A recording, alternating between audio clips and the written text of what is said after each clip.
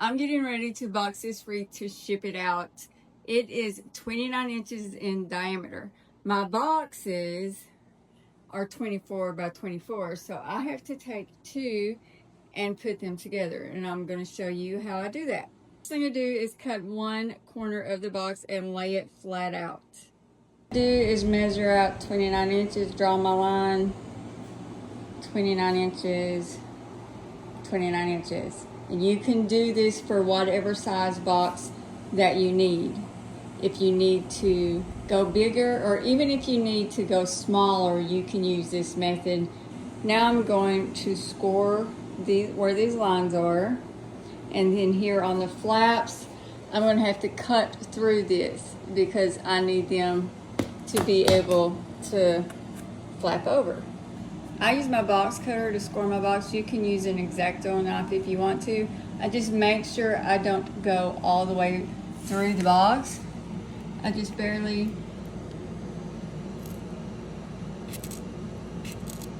do like that to score it. I also forgot to tell you in the beginning of the video that my wreath is 5 inches, so I need a box that's 5 inches deep. But this is 8 inches, and I want to make this box as small as I can to help me in the shipping cost. I'm going to show you how I do that. To fix the depth of the box, I took my yardstick and I measured from here where the flap comes up 5 inches because that's how deep I need it. Marked it all the way down there and drew a line.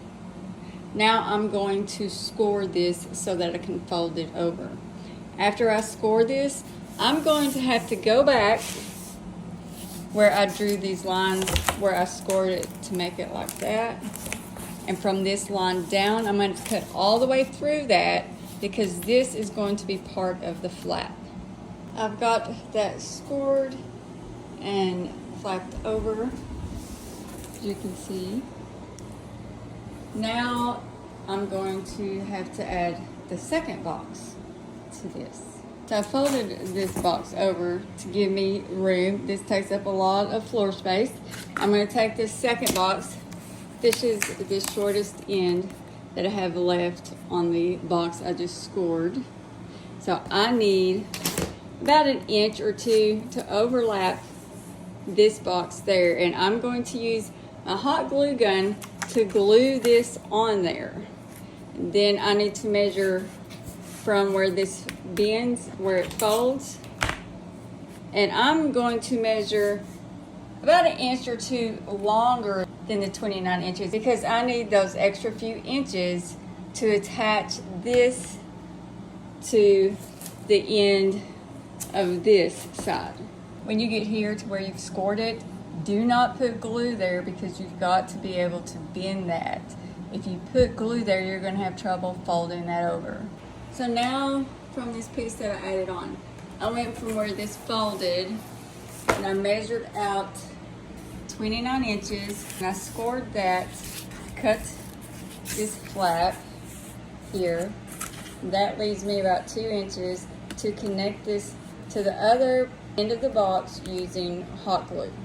I'm going to take these extra 2 inches and I'm kind of going to fold them over in that, and then I'm going to flip this over on its bottom and then bring the 2 ends together. This is what my box is looking like.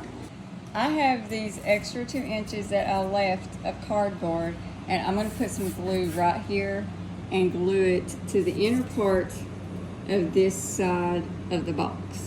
I found the easiest way to do that is to flip it up on its side and have this on the top here, and I put glue on that, and I'm just holding this while the glue cools and hardens. If you want extra security, you can always put glue right here in this seam. This is where I attached the other end of that piece of cardboard, and you can always put glue on the outside on that seam or even on the inside if you feel like you need more security for your box.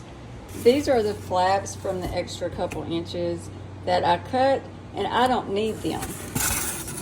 So I'm just going to cut that off, and then down here I'm going to leave a few inches there to glue to give it extra security, but then I'm going to cut that off. Here's the box so far. Now these flaps on top cover each other fine. I don't have any issue with that, but on the bottom the flaps don't meet, and you're going to have that whenever you take two small boxes and you have to make them into one big box. There is that opening right there. All I do to fix that is take some off of the second box that I cut from already, and I'm going to glue this on here. And I do it on the bottom because when the person gets the package, I don't want them having any problem opening the top of the box to get their wreath out. So I always do the glue on the bottom. And then right here where this doesn't come together, because that's where the original flaps were, I'm just going to push that over there and glue that in there, and then glue that there to cover that. And then I will put my wreath in here, zip tie it.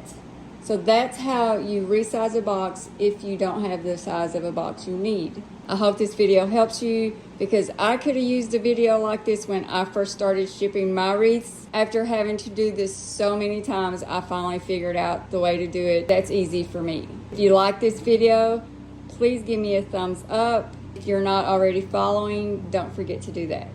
Until next time, bye everyone.